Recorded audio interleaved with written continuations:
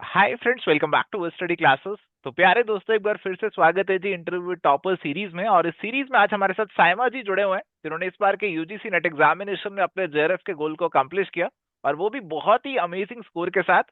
228 marks इन्होंने बताया इन्होंने स्कोर किए इस एग्जामिनेशन के अंदर। तो बहुत बहुत बधाई, मेनी मेनी कॉन्ग्रेचुलेशन साइमा जी। एक्सपेक्ट किया था कि ये स्कोर आ जाएगा? सर एक्चुअली तो मैंने एक्सपेक्ट नहीं किया था। ये एक्सपेक्टेड था सर कि जेआरएफ हो जाएगा, बिकॉज एग्जाम देने के बाद समझ में तो आ जाता है। हम्म। तो आई वाज श्योर कि सर जेआरएफ तो हो जाएगा। जी। बट लाइक तो ये एक्सपेक्टेड नहीं था कि मतलब हाँ। 228 मार्क्स आ जाएंगे। जी जी। तो ये वाला जो आपका जर्नी रहा है जेआरएफ वाला, इसके बारे में थोड़ा सा बताइए। ये आपका कौन सा अटेम्प्ट था और कैसे आपने अपना प्रिपरेशन स्टार्ट किया था? Sir this was my third attempt. मैंने फर्स्ट अटेम्प्ट दिया था दिसंबर 2023 में। तो मैंने अपनी जो जेआरएफ की लाइक जर्नी थी वो स्टार्ट करी थी अक्टूबर में। तो अक्टूबर हम्म। से मैंने पढ़ना स्टार्ट किया था, तो आई थॉट कि ठीक है, दिसंबर में हम अपना अटेम्प्ट दे के देखते हैं। तो तब तक तो मुझे इतना सिलेबस वगैरह का भी आइडिया नहीं था।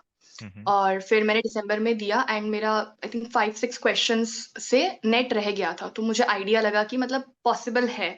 बिकॉज कई बारी ये मैं शायद बाकी स्टूडेंट्स को भी कहना चाहूंगी कि हमारे प्री कंसीव्ड नोशंस होते हैं कि हमने भी पढ़ा नहीं है, हमें तो पूरा सिलेबस भी नहीं पता है। हम्म। But hmm. नेट में क्या होता है ना कि आपके क्लास 11th से लेके एंड पूरा पोस्ट ग्रेजुएशन तक का आता है। तो अगर आपके बेसिक्स अच्छे हैं, आपको सब्जेक्ट्स की क्लैरिटी है, तो हो सकता है कि आपका फर्स्ट टाइम पे जेआरएफ तो नहीं लेकिन एटलीस्ट नेट तो हो जाए। हम्म। और पेपर वन में भी जैसे मेरा कॉमर्स विद मैथ्स था, तो हम्म। स्कूल टाइम पे भी तो मेरा मैथ्स में इतना प्रॉब्लम नहीं था। तो हम्म। पेपर वन में भी मेरा स्कोर 30 क्वेश्चंस मतलब मेरे ठीक हो गए थे। और उसके बाद फिर मैंने जून का मुझे क्लियर था, क्योंकि जो मेरा मेन अटेम्प्ट था वो था जून 2024 का। तो मुझे क्लियर था कि मुझे मेरा उसमें नेट हो जाएगा। एक्चुअली सर मैंने जेआरएफ का तो सोचा ही नहीं था। मेरा था कि मुझे नेट करना है एंड देन फिर मुझे असिस्टेंट प्रोफेसर के लिए जाना है। हम्म। तो फिर मेरा जून का एग्जाम बहुत अच्छा गया था और मैं थी नेक्स्ट डे मैंने सारा ऐसा बुक्स वुक्स रख दिया कि चलो अब हम्म। हो गया फाइनली। और हम्म। फिर वो लीक हो गया। तो मैं 2 दिन तो बहुत सदमे में थी कि ओह। यार ये क्या हो गया। बट देन फिर उसके बाद सर एक्चुअली मैं साथ में बीएड भी कर रही थी।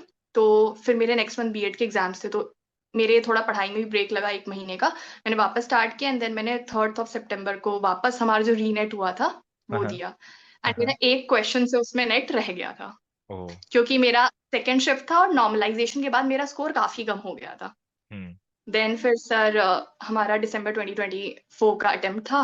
तो हम्म। इसमें मैंने पेपर किया और ऑलमोस्ट वो मेरा पेपर अच्छा गया था। एंड हम्म। मैंने आपके ही सर क्लासेस लिए थे। हम्म। और सबसे बेस्ट तो सर पीवाईक्यू के क्वेश्चंस वगैरह आपके थे, वो मैंने सारे जी। बहुत बार किए थे, बहुत बार जी। मैंने पीवाईक्यू अटेम्प्ट किए हुए थे। जी। तो फिर सर जेआरएफ हो गया।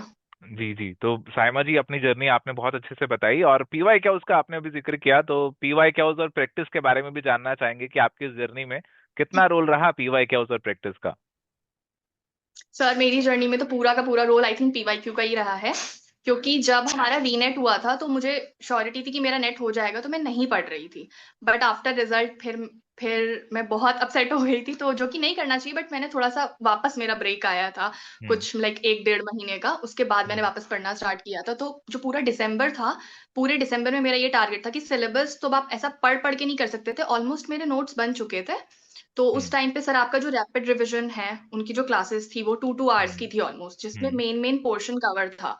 तो हम्म। मैंने वो किया एक तो, एंड पीवाईक्यूज करे और भी मतलब प्लेटफॉर्म थे। तो मतलब बेसिकली मैंने जहां से भी करे मैंने पीवाईक्यूज का ही मेन जी किया था। और जी। टाइम सर मैंने ऐसे डिवाइड किया था कि क्या होता है ना, हम क्या पढ़ना है उससे ज्यादा इंपॉर्टेंट होता है क्या नहीं पढ़ना है। हम्म। और कई बार ये होता था मैं पढ़ते पढ़ते वही पढ़ने लग जाती थी। तो मुझे क्लियर था कि मुझे एक टाइम स्लॉट देना है। जैसे मैंने 1 आवर एक सब्जेक्ट को दिया, 1 आवर, अब उसमें चाहे वो पीवाईक्यू हो सारे ना हो, मुझे उतना ही करना है। तो इस जी। तरीके से सर मैंने अपना टाइम डिवाइड किया था। और सर जो मैंने ट्राई किया था कि किसी दिन मैं 8 आवर्स भी पढ़ रही थी, किसी दिन मैं 7 आवर्स पढ़ रही थी, किसी दिन मैं 6 आवर्स पढ़ रही थी, किसी दिन मैंने 10 आवर्स भी पढ़ा। हम्म। एंड लास्ट में थोड़ा टाइम एग्जाम से थोड़ा टाइम पहले मेरी थोड़ी तबीयत भी खराब हो गई थी, तो उसमें मैं सिर्फ 3 आवर्स पढ़ पाई थी। तो हम्म। सर स्ट्रेस तो कांस्टेंट था। हम्म। और डाउट, सेल्फ डाउट भी आ रहा था कि हम्म। कैसे हो पाएगा, नहीं हो पाएगा यार, एंड में हम्म। ही सब ज्यादा हम्म। अच्छे से करते हैं और मैं नहीं इतना हम्म। कर पा रही हूँ, ज्यादा रिविजन नहीं कर पा रही हूँ। तो सर मैंने बेसिकली तो मैं यही बोलूंगी सारे स्टूडेंट्स को कि पीवाईक्यूज आप अच्छे से करो, कंसिस्टेंसी लाओ।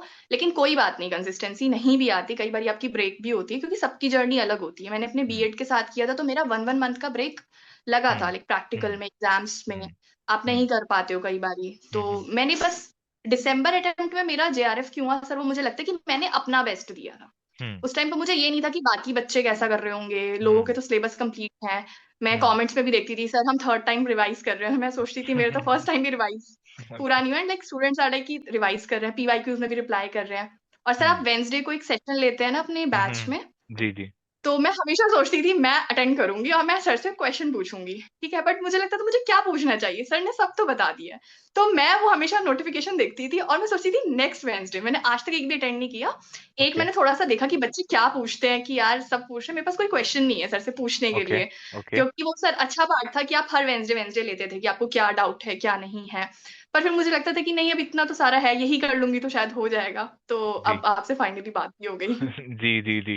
तो हमें बहुत अच्छा लग रहा है अभी आपसे बातचीत करते हुए, और आपने बताया कि इस प्रिपरेशन में, इस जर्नी में आप बीच बीच में ब्रेक्स आ जाते थे आपके, और कभी स्ट्रेस भी हो जाता था।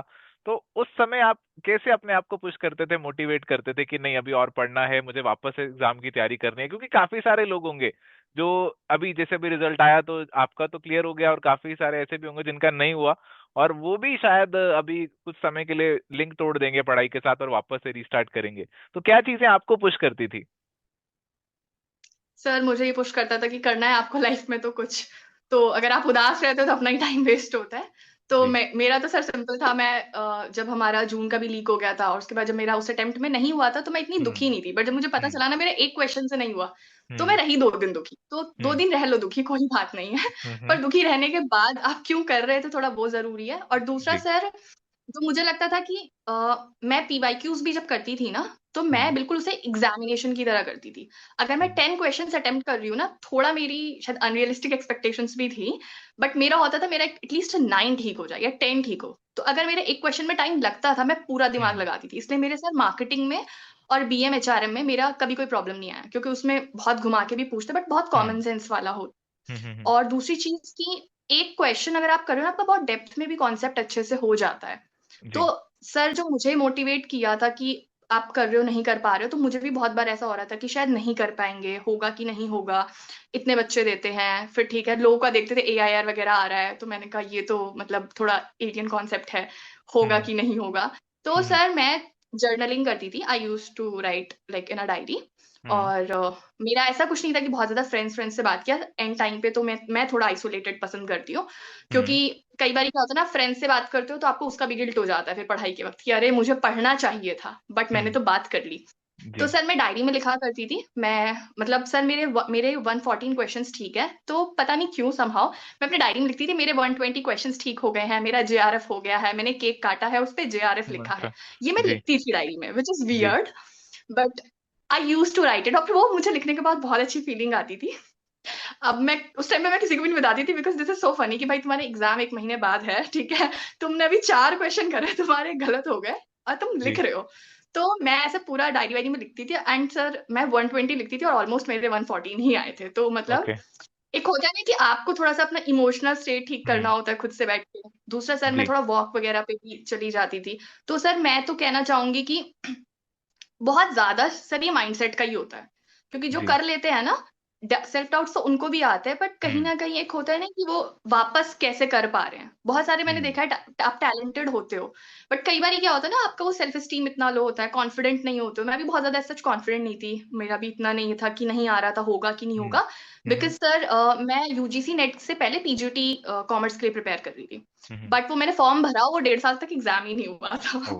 तो आई वाज लाइक, तो एक ब्रेक आ गया बीच में कि सबका हो रहा है, हमारा क्यों नहीं हो रहा है। तो I was full of doubts also. तो मैं सर जर्नलिंग करती थी, एंड देन सर फिर क्या है, पता है कि रोके पढ़ूंगी तो फिर मुझे ज्यादा पढ़ना पड़ेगा, तो पढ़ लो।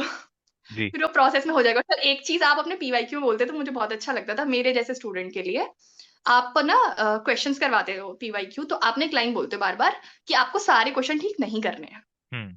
वो मुझे बहुत अच्छा लगता था सुन के, क्योंकि जब मैं पीवाईक्यू करती थी तो मेरी एक्सपेक्टेशंस होती थी सारे होने चाहिए, अगर मेरे कम हो रहे तो मतलब मेरा नहीं होगा। तो आप हम्म कहते थे आपको लाइक 65 70% ऑलमोस्ट आपको ठीक करना है, आपको सारे ठीक हम्म नहीं करने हैं। हम्म तो सर आप पीवाईक्यूज भी जो करवाते थे तो मतलब उससे बहुत क्लैरिटी मिलती थी कि आप उसमें जो बीच में बता रहे होते थे। और मैम भी जो हम्म, इकोनॉमिक्स पढ़ाती थी, तो जी। वो मैम तो इतने अच्छे से पीवाईक्यू करवाते हैं, लाइक पूरा ग्राफ बना के मैम का एक लाइन होता था कि जैसे क्वेश्चन आए दिमाग में आपके ग्राफ आना चाहिए।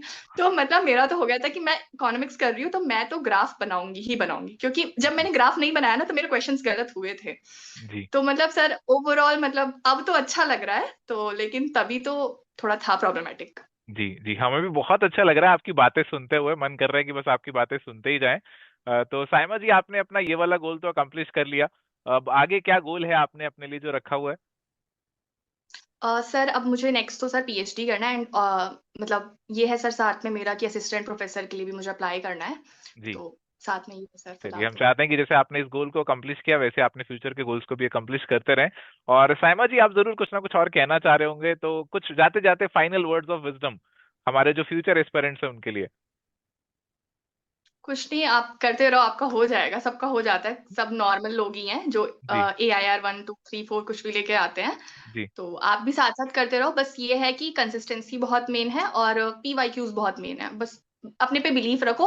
और अगर नेगेटिव थॉट है, हाँ सर ये मैंने किया था, मुझे हम्म लग रहा था अगर मैं फेल हो जाऊंगी, पर मैं किसी और को नहीं बोलती थी, क्योंकि वो मैं अपने माइंड में एक्सेप्ट नहीं करना चाहती थी। तो कोई पूछता था कैसा एग्जाम गया, बहुत बढ़िया।